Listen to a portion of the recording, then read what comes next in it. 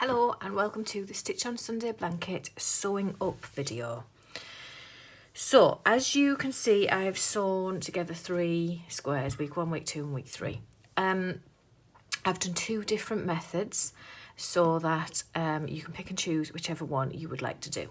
So in this first square between weeks 1 and 2, I did a sewing method with my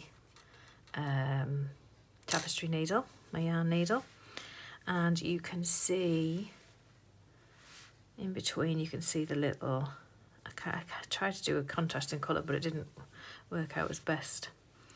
So in the back it looks like this, so it's kind of like you're going to see the stitches in the back of the blanket where they weave over the top. In the other option, I use a crochet hook, which I cannot crochet. I will like to put it out there. I can do a chain, and that's pretty much it. And I've followed videos and done little bits, but I cannot. If someone put a crochet pattern in front of me, I wouldn't have a clue. But I've been able to do this, so don't be afraid of the crochet method. If you've got a crochet hook, we'll go into more detail later, but this is the crochet method. When you pull that, you don't actually see any stitches, and on the opposite side it would look like this, and you would have a chain going up there. Again, I've used contrasting yarn so you can see it a bit better. My preferred method is the crochet method because I think it looks a lot neater, but if you are really like, I do not want to crochet, then this method may be the one for you, but it's not exactly as neat. Okay, so we're going to start with this method. I'm going to attach a square to the end of here. I'm going to do this square, and I'm just going to use contrasting yarn again, and we'll get on and I'll show you what we need to do. So obviously you're going to need a long length of your stitching up yarn, whatever colour you're choosing, and you're going to need your tapestry needle. So thread your tapestry needle, and then with just one of the squares, it doesn't matter which one you do this on, but I tend to do it on the one that's already attached to the blanket just because it gives you a bit more like leverage. We're just going to weave in the end to start with. So my weaving in method, I will come away from the corner and just diagonally pick up some purl bumps on the wrong side, thread that through, and then just along the other side of it, just go back down there and head towards the corner where you're going to start sewing. So just picking up those purl bumps, and then just get across to the corner, doesn't matter how, just get yourself across to the corner.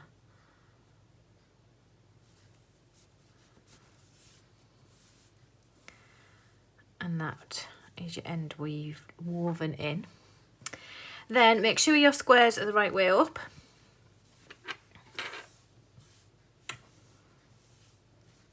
And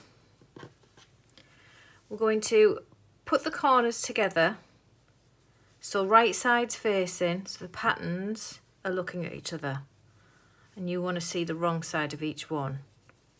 They should be the same length, so just line those up. I'm going to turn mine this way, I find it a bit more comfortable.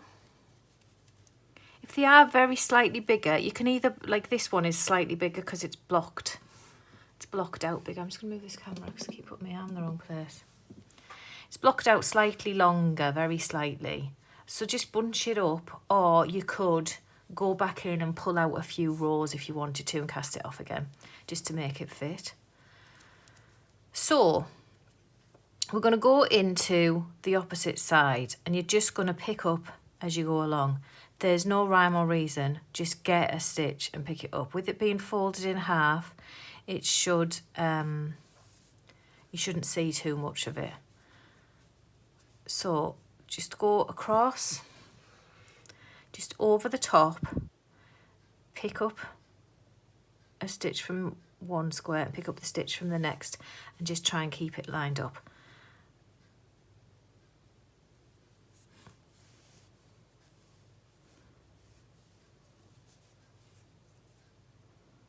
So you can try and pick up a stitch for a stitch, but not everything's going to have the same amount of rows because of depending on how the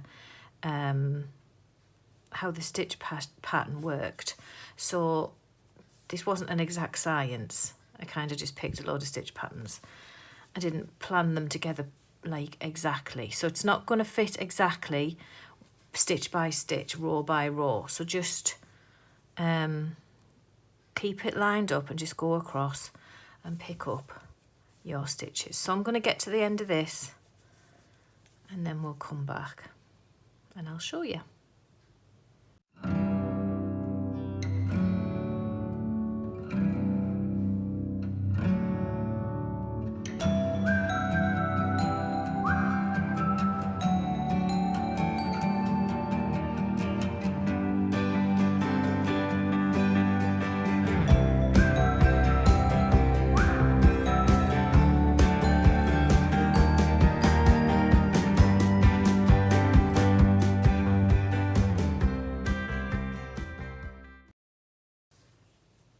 Okay, so once we're at the very end, just make sure you've got the last couple of stitches fastened together. But then before you weave in the end, before you weave in any of the ends, just turn it over and have a look at how tight you've done it. Now, if you can see down here, you can see those stitches really easily. You can see them a little bit there as well. You just need to go to the other side and give that a bit of a tug. So if you give that a tug, tighten it up. That's the weaved in bit. So I'm just gonna tug it this way. This helps when it's contrasting yarn, but if you're using the same colour yarn, a few more. Yeah, if you're using the same colour yarn, it could be a little bit more difficult, but just try and see where you're going, or just be aware when you're sewing it up to just pull them tight, quite tight. That's a bit better. It's this way, isn't it? Wrong way around. So that would be it. You would weave in your end, make sure it's caught there. I haven't caught the top very well there, so you'd have to catch that top bit a bit better. And yeah, that would be it. So that is basically the sewing up. You just need to put them together right side facing and just go over the top and weave them up, and they will stay together nicely. But you are going to have this stitch across the back. Okay, so that is using the tapestry needle. So now we'll move on to using the crochet hook. So when you're using the crochet hook, I've chosen a 4mm crochet hook. Try and get one that is a similar sort of size, because you're going to struggle to get the hook through some of the stitches along the side. Excuse me. With us not slipping stitches at the side, it's going to make it a little bit difficult, but because each pattern has a different amount of rows, slipping stitches on the side wouldn't have really helped. So we do just need a small crochet hook. So like I say, I'm using a 4mm. You could use smaller than that if you wanted to, but I wouldn't go too big. So this one, you don't need to cut the yarn, you can just have the working yarn. And it's the same sort of thing. We're going to turn it around. So make sure your squares are the right way up. And turn it over. And then, like before, we're going to put our right sides together. Make sure they're all nicely lined up.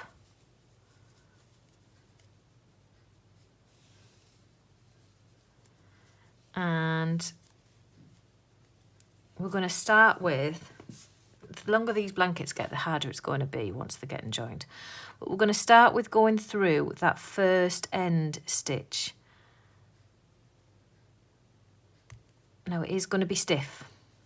Now I've got a raggy loop here on the end of this one, so I'm going to skip that one and take this one instead and tuck that in the back.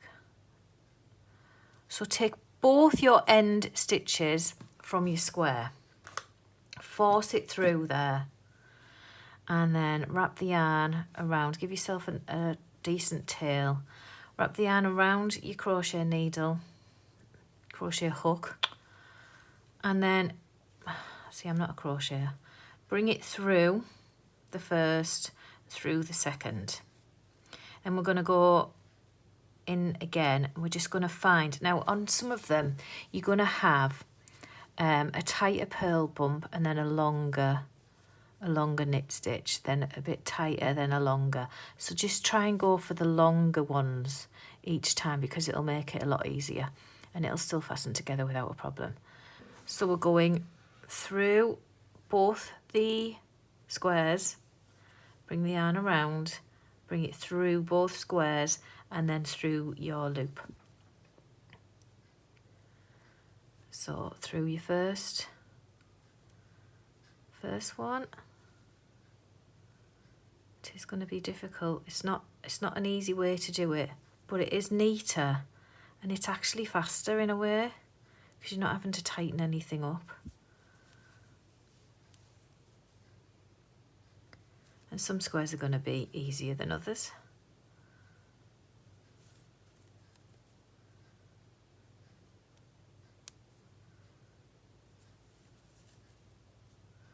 So don't be too concerned about which stitch you're going through. Just get it through there, just as long as it's near the edge. Okay, so you can see the chain starting now. So I'm just going to speed this up and get to the end to show you how to finish it off.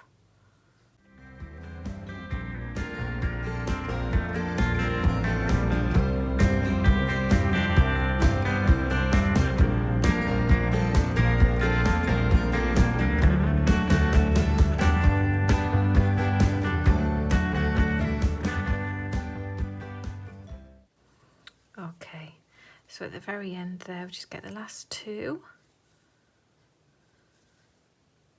Draw that through. And then we're just going to snip that end. And there we can see our chain. It'll lie on one side. You can block it or you can block it either way. Some of them, like this one, has tucked itself underneath, but some of them might lie flat like this, some of them might tuck. It just depends on the pattern really. But then as you can see on the other side of that, that is, you cannot see the join at all, so it's much neater on the right side. And that's pretty on the back, to be fair. So then all you would need to do is weave these ends in. Now, if you wanted to, you could line up your blankets. So you could do the next square here and just carry it on, but it might be a little bit awkward when you come to going across. So I'm just going to do a square at a time and weave in the ends. I know it's a lot more ends, but this is how it goes. So there we go. That is my two stitching up methods for you. Don't be afraid of that crochet hook, because it is, I think it's the neater way to do it. But if you really just want to get it done, then I would just do the, I'm not sure what that stitch is called because I'm not a sewer. So I want to say whip stitch, but I'm not 100% if that's true. But yes, just sew it over the top and get it together. There's lots of other methods if you want to look up a different way of doing it. There's lots of methods to put your blanket squares together, so just find your favourite, but I thought I would give you two methods there to get you going, and that's it. So that is us sewing up. So I'll be back again next week to do our edging, because otherwise they're going to curl, like this one.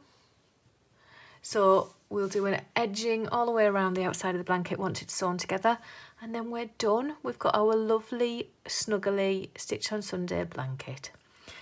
So I'll see you next week. Bye.